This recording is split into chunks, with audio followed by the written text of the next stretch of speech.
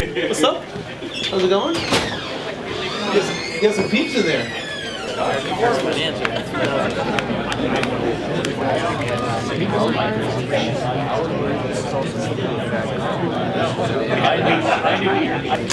Hey!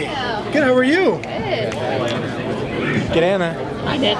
Not my profile. Alright, so tonight's gonna be fun. So I know a lot of you guys are here. You guys know the man Sean Terry. Sean, this is special to me because Sean is my mentor. Sean is the person that got my business running. He met with me really when I first learned what wholesaling even was. And when I walked into his office, I did some coaching with him.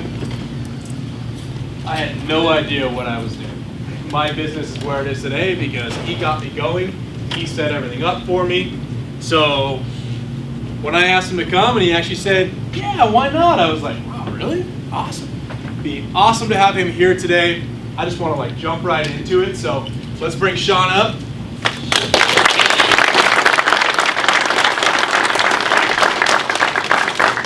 What's up? Where are we at? Corona, California? That'd be the place. Fun! That works. What's up, man? Thank you for having me. Market House, were you there at the event? Yeah. Where you were? Boom. That was fun, huh? So what's up?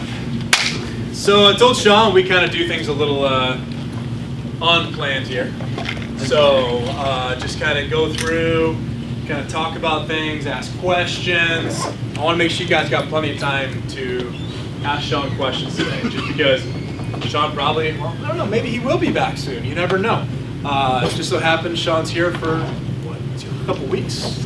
So like I said, Sean, my wife and I, when we first heard about this business, we literally went to Sean's office, no idea what we're doing, got on a plane, headed over there, walked in, and that was awesome.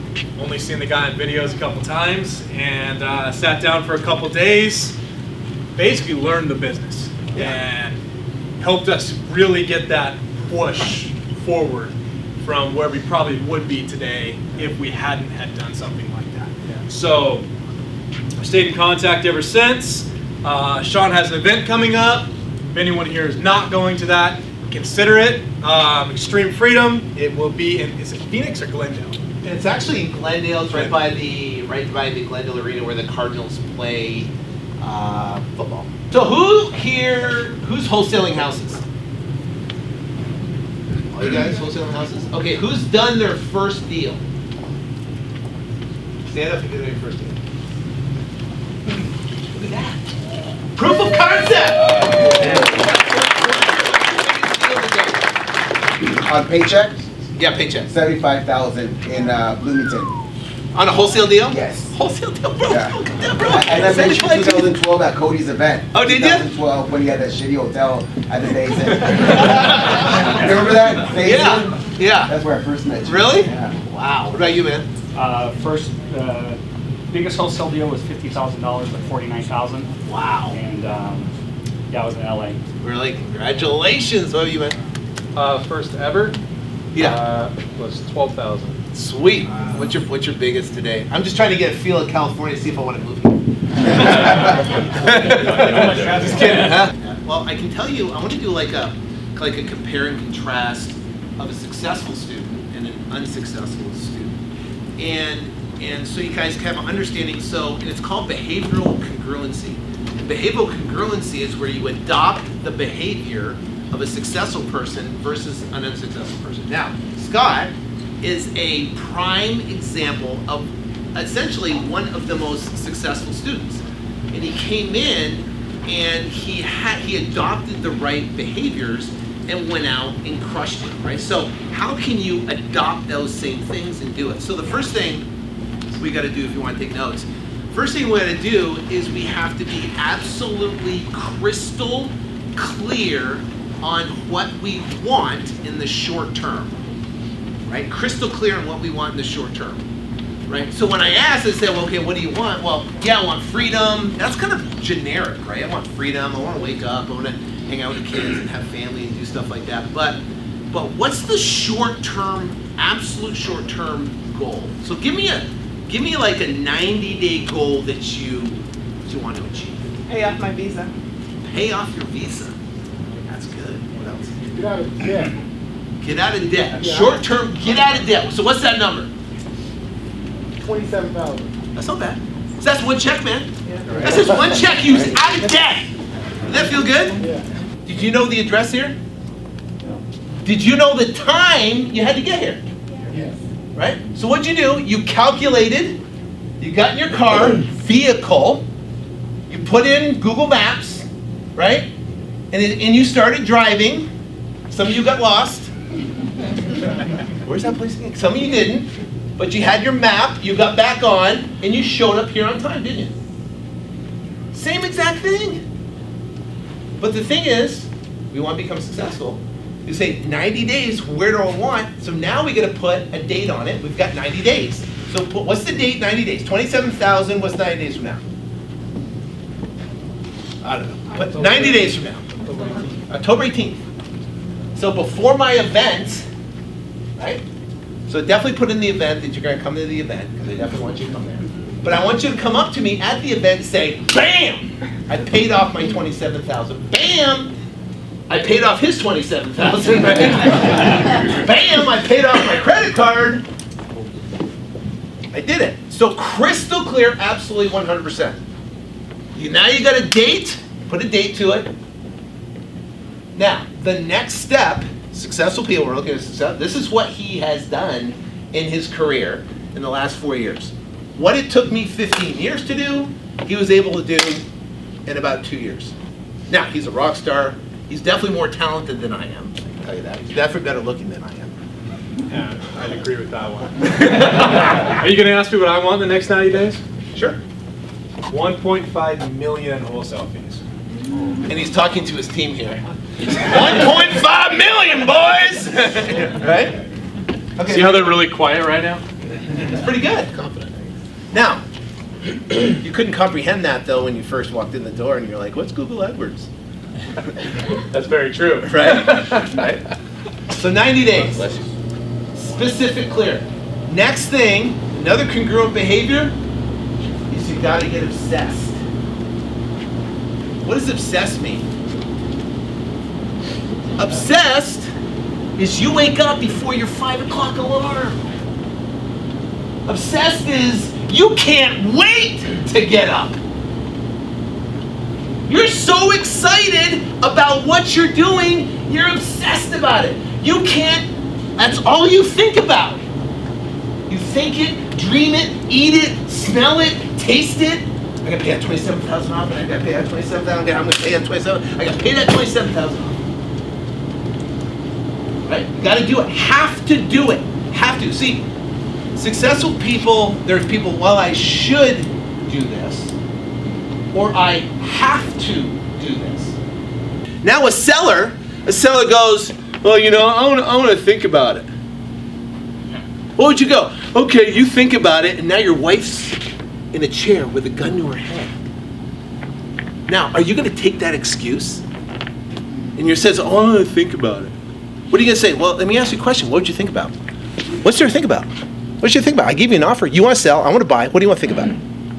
Right? There's a different level of intensity, right? Because you have a why. You have a must. You have to do it, right? Right? Now you're getting sitting up on the edge of your chair, right? Yeah. You got to save your wife, right? Yes. Exactly. That's what we're doing. See, you're saving your life. This is your life. This is your time. You can't buy time. It can't come back.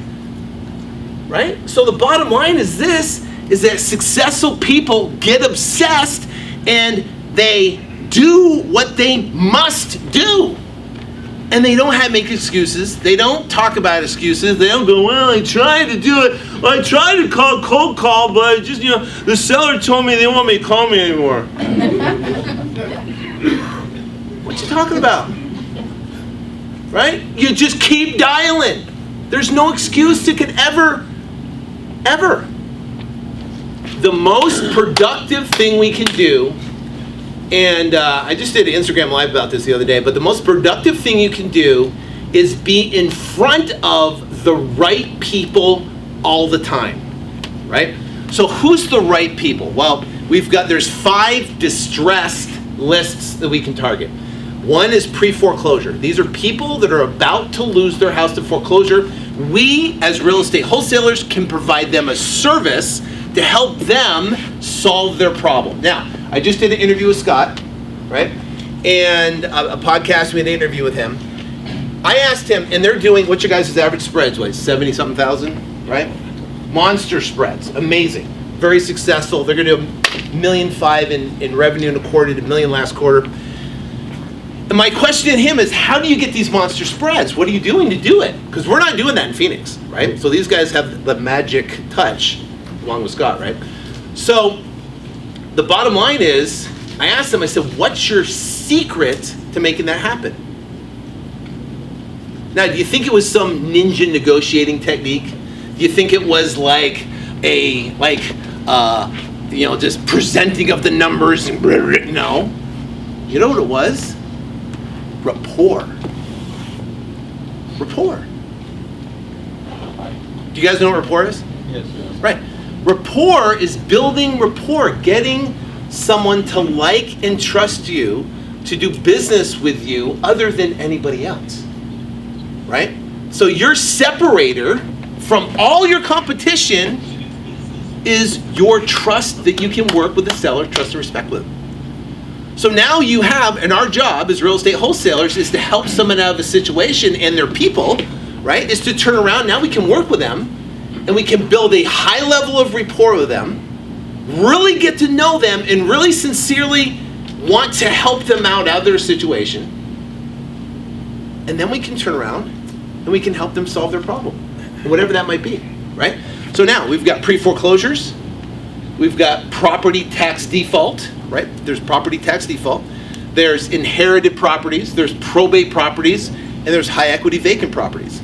So those are the 5 essentially, and there's some more like code violations, a little bit hard to get, but those are like 5 distressed lists that you can target. You're brand new, you're getting started, you want to get your first deal, you focus on distress. Then there's non-distress. Non-distress is absentee owner, right? We're hoping to find distress. And there's owner-occupant. We're hoping to find distress. But you use like a regular purchase contract, like the same that you would use with the seller, and then you just write that in like an. Well, we have a buyer's contract that specifically we use. What do you guys do for contracts? We have 2 different contracts. So our seller's contract is, it'll say our company name and or assigns. And then the buyer's contract is basically a assignment of agreement. So we have 2 different contracts. Now, is there a special like California specific contract? No, ours is completely different. The only thing I will mention, when he mentioned marketing to pre-foreclosures, be very careful with that in California. Because the equity thing, right? Yeah, if you get one of those under contract, at the time of the contract signing, the equity purchase agreement has to be signed. That will give the seller 3 days. 3 days, Yeah. I believe, to basically back out of the deal if they want to. But if something happens later, even after you close the deal, now number one, I am not an attorney, to make that clear. If that happens later, after you close the deal, you can still be in trouble, whether it's a year, 2 years down the road. If the seller feels like they were swindled later, they regret their sale, they can come back and you guys could actually get in a lot of trouble for not using that agreement. Yeah, so use the agreement, just make sure you're legal, make sure you build rapport, and make sure you do the right thing.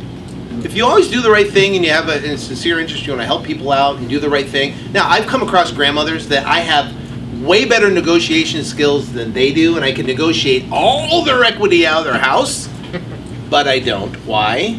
Because I'm going to have to answer to God one day, and I don't want to answer to that, number one. And number 2, it's not the right thing to do. Frequency always increases response, right? If you do broader, you know what I mean? I'm sure he's talking about, the more broader you go, the more difficult it is. And then faith also. And the faith thing, faith is the only reason I'm here, right? Number 1. I mean, I attribute that 100% to my success. So without God in my life, I wouldn't be here today, and any success I have, I wouldn't have it. Number 1. Number 2 is that when you're going through struggles and tough times, if you know that anything that happens to you is for you, and you know that God's working in your favor, then you'll trust the process and you'll understand and you'll keep taking the actions at hand, moving forward, having faith. Faith is knowing you're going to achieve it. You will achieve it. You will be successful. You will be a monster. You will go out there and crush it. You're going to go out and make it happen. You will be amazing, right? Right? Keep that faith. Know it 100%. It will happen no matter what. You know, I know it. I can see it in you. You're going to make it happen. So the difference is between actually where you are and making it happen, keeping that faith string tight and keep moving forward and stepping into your faith with fear, doing things that make you uncomfortable, that builds your faith. And as you do that, you'll continue to achieve more incredible things. I didn't know about apartments. I had to step into faith with fear. So Mr. Scott Oots is going to do it for you. Thank you very much. And I know that you guys do joint ventures also, through stuff I've listened through for you. If I bring a deal to you for a joint venture, obviously we'll use your joint venture contract. Yeah, in the Meetup group, there's a link to submit JV deals to us. We're starting to get way too many just literally thrown our way, so we wanted to systemize it. So we have a Podio web form.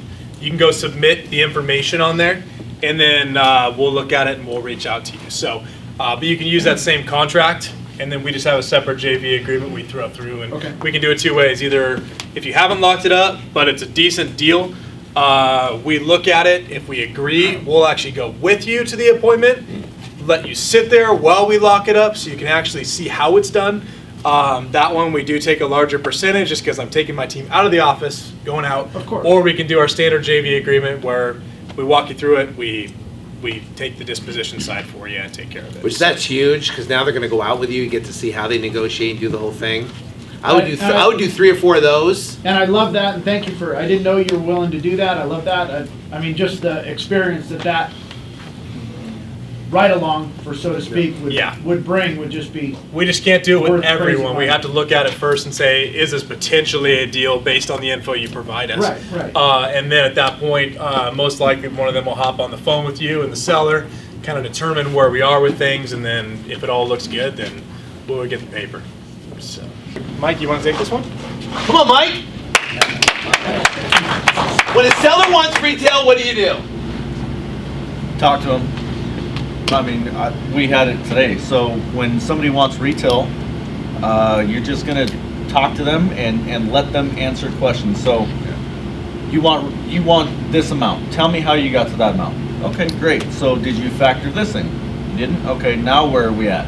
And you have to ask the same question about 5 different ways before they start answering it with real numbers. And at the end of the day, you could talk them down to what's actually real, and they'll still disagree even though they did the calculations and they came up with a real number.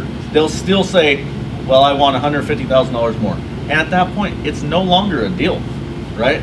Because if you're going to spend, say, another 2 to 3, 4 hours on that deal, I'm going to get what is actually a deal, and I'm locking that one up. So at some point, you just have to realize that they're out of their mind and they're not going to sell to you. Now, what also could happen is they could go over all those numbers, realize that they were incorrect, and actually want to sell to you.